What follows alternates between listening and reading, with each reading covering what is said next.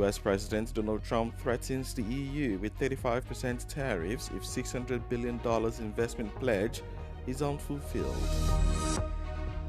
The Lebanese government asks the national army to prepare a plan to allow only state institutions to carry arms, effectively disarming Hezbollah. U.S. Department of Health and Human Services Secretary Robert F. Kennedy Jr. announced that Washington will pull $500 million in funding for vaccine development programs.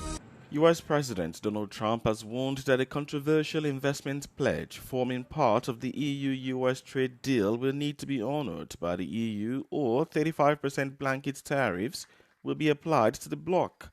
According to Trump, the investment pledge was one of the reasons he had dropped tariffs to a blanket 15% rate. So, if it is unfulfilled, then higher tariffs will kick back in.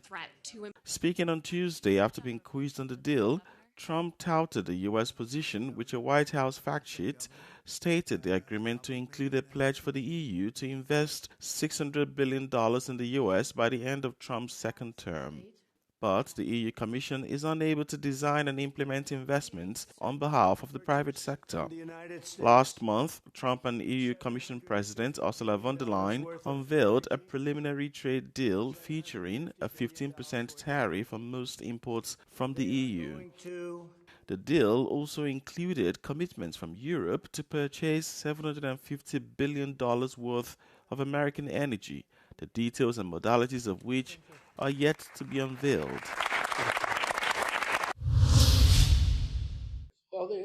The U.S. Department of Health and Human Services Secretary Robert F. Kennedy Jr. announced that Washington is dramatically scaling back vaccine development. Kennedy shared that his department will cancel contracts and close nearly 24 projects totaling roughly $500 million. The decision is in regards to vaccine programs utilizing messenger ribonucleic acid technology, better known as mRNA. The U.S. health chief says this technology is ineffective at combating and providing sufficient immunity to infectious diseases like the flu and COVID-19. Kennedy says his department will instead focus its efforts on creating a safer, more effective alternative. He noted that mRNA vaccines collapse when viruses mutate, and instead more focus should be invested on whole virus vaccines and novel platforms. Infectious disease experts, however, say that the technology is safe, as reflected in its ability to dramatically slow the spread of the coronavirus pandemic. mRNAs are also now being experimented with for their potential in cancer treatment. Kennedy says other uses of the technology outside infectious diseases will not be affected. This is the latest in a string of decisions by the U.S. Health Secretary to crack down on immunization and advance his anti-vaccine agenda. In June, Kennedy removed the department's recommendation for COVID-19 shots and fired the panel responsible for vaccine recommendations. Doctors and experts in the field have called his decisions reckless, short-sighted, and dangerous. Lebanon's government asked the national army on Tuesday to prepare a plan to allow only state institutions to carry arms by the end of the year, effectively disarming the militant group Hezbollah. The move comes as Beirut is under international and U.S. pressure to disarm the group, which has been weakened after a nearly 14th-month war with Israel. Many of its political and military leaders are dead. Hezbollah's leader Naim Qassem has rejected calls to disarm and warned that Hezbollah would fight back should Israel resume military operations against it.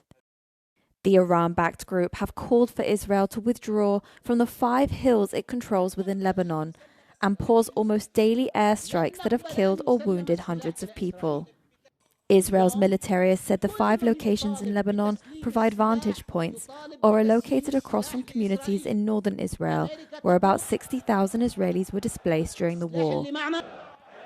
Hezbollah maintains the deal only covers the area south of the waterway, while Israel and the US say it mandates disarmament of the group throughout Lebanon. Qassem has rejected a government vote over its weapons, saying such a decision should be made unanimously by all Lebanese people. The issue amongst the public, however, is divisive, with some groups calling for the group's disarmament. Iran executed 2 men on separate cases on Wednesday, one accused of spying for Israel and the other being a member of the Islamic State group. State-run media says the man identified as Rusbah Vadi was conclusively found to have been relaying classified information to Israel's intelligence service, the Mossad. Authorities said Vadi provided information to Israel about an Iranian nuclear scientist who was consequently targeted and killed in June during Israel's 12-day offensive. According to a report, Vadi met with the Israeli Mossad a total of 5 times in the Austrian capital, Vienna, where the information exchange was happening. The Islamic Republic has hanged 7 people so far on charges of espionage during the Israeli-Iran war, sparking fears that a bigger wave of executions is imminent. A man identified as Mehdi Asgharzadeh was accused of being a member of the Islamic State group, commonly known as ISIS.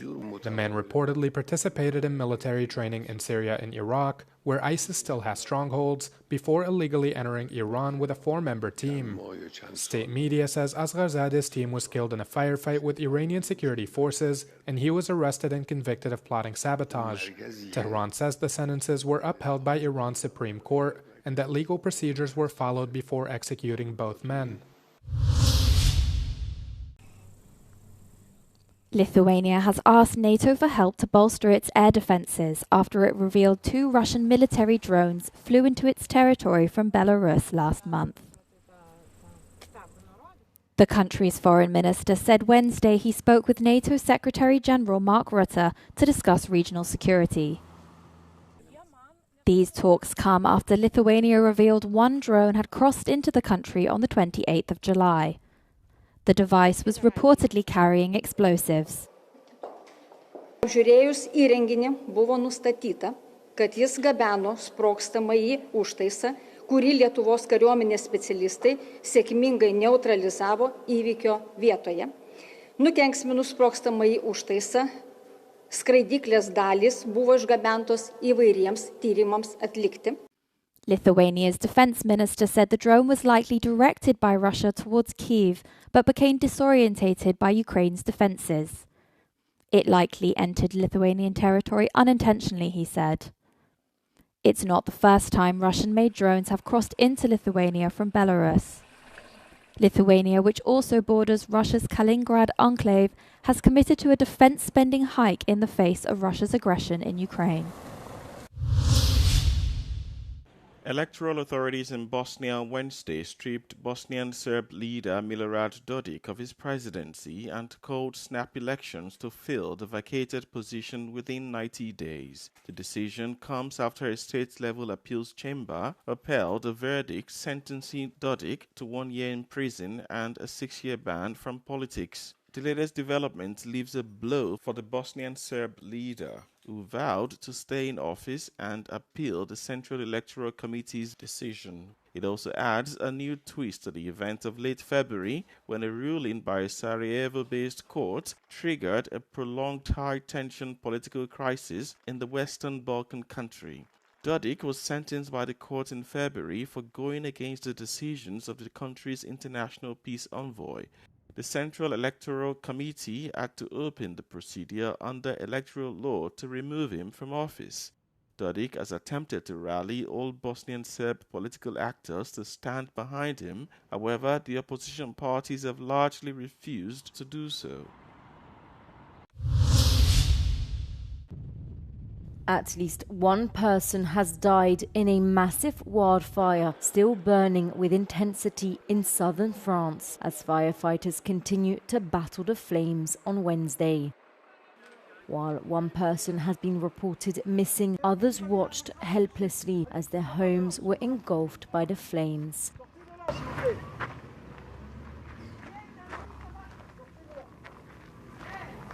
The blaze, which began on Tuesday in the rural village of Ribot in the department of Aude, has already burnt through an area as large as Paris, according to authorities.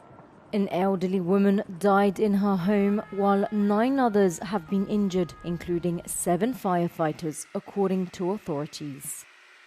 Some 2,000 firefighters have been mobilized, as well as several water bomber aircrafts. French Prime Minister François Bayrou is expected to visit the site on Wednesday afternoon. 2 campsites have been evacuated as a precaution, while residents and tourists have been instructed to stay in their homes unless directed otherwise. This is France's largest wildfire yet this summer.